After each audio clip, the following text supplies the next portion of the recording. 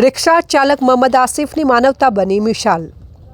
સોના ચાંદીના ભાવ આસમાને પહોંચતા ચોરી, લૂંટફાટ, છેતરપિંડી જેવી ઘટનાઓ વધવા લાગી છે।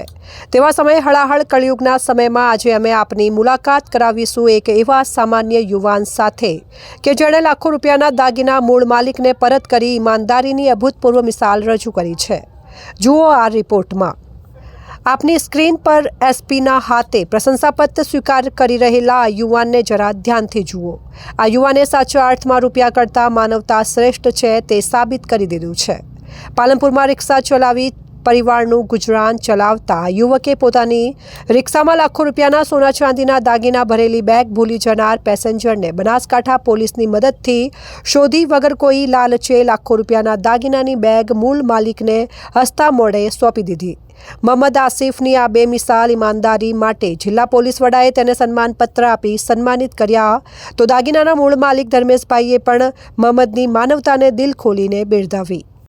મારું 24 તારીખના રોજ મારું બેગ ગુમ થયેલ રિક્ષાના અંદર અને ખાસ કરીને નેત્રમની ટીમે મને અડધો કલાકની અંદર ખૂબ સારી એવી સફળતા આપી છે। પોલીસ મિત્ર તથા નેત્રમની ટીમના સાહેબશ્રીઓ અને બહેનશ્રીઓનો ખૂબ ખૂબ હૃદયપૂર્વક આભાર વ્યક્ત કરું છું। અને ખાસ કરીને રિક્ષાવાળા ભાઈ જે એમને મને તરત શોધીને બી એમને ટ્રાય કરીને બી મને અહીંયા બેગ પૂરેપૂરી વસ્તુ સહિત મને સુપ્રત કરેલ છે તે બદલ હું ધર્મેશ ઠાકર એમનો ખૂબ ખૂબ હૃદયપૂર્વક આભાર વ્યક્ત કરું છું। અને 5,13,000ની રકમના માતબર દાગીના હતા તે મને બધા પરત મળેલ છે।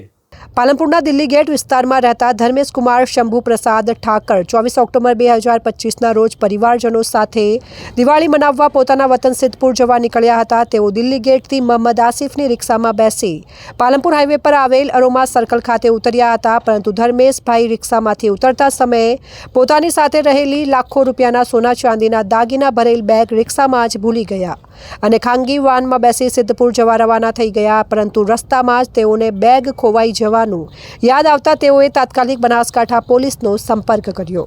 ગત તારીખ 24/10/2025ના રોજ બપોરના 12 વાગ્યાના આસપાસ જે અરજદાર છે ધર્મેશ કુમાર શંભુ પ્રસાદ ઠાકર, તેઓ પાલનપુરના રહેવાસી છે અને તેઓ દિલ્હી ગેટથી પાલનપુર એરોમા સર્કલ એ રિક્ષામાં બેસીને ત્યાં ગયા હતા અને ત્યાંથી પછી પેસેન્જર વાહનમાં એ પાટણ તરફ પોતાના જે મુકામે ત્યાં જવા માટે નીકળેલા હતા।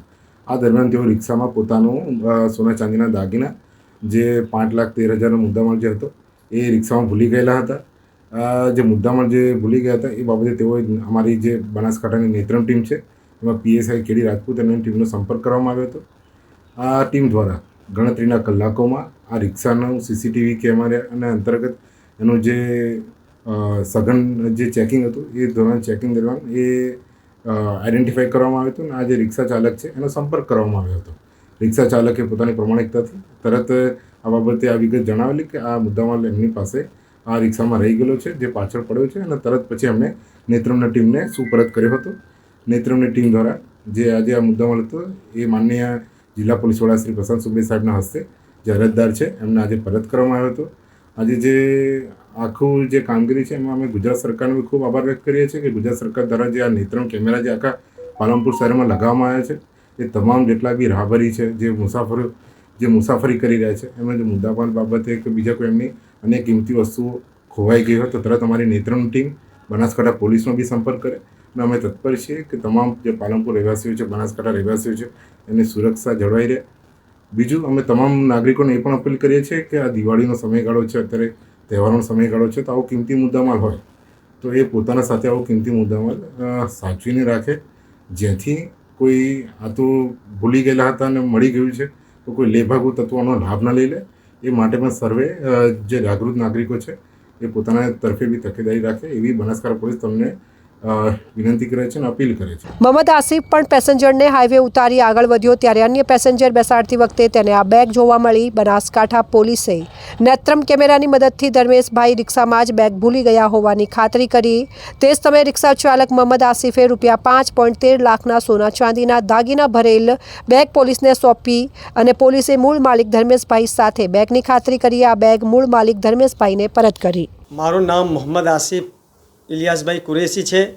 અને હું અહીંયા બારડપુરામાં ગુલામદાસમાં રહું છું ને મારી રિક્ષામાં ભાઈની બેગ રહી ગઈ હતી તો મેં નેત્ર પોલીસે મને કોન્ટેક કર્યો ને હું એ બેગ લઈને નેત્ર પોલીસને આપી ગયો. પોલીસ સ્ટેશનમાં આવીને ને એમને બહુ સારો સપોર્ટ કર્યો ને જે ભાઈની બેગ હતી એ ભાઈને પરત બેગ મળી ગઈ.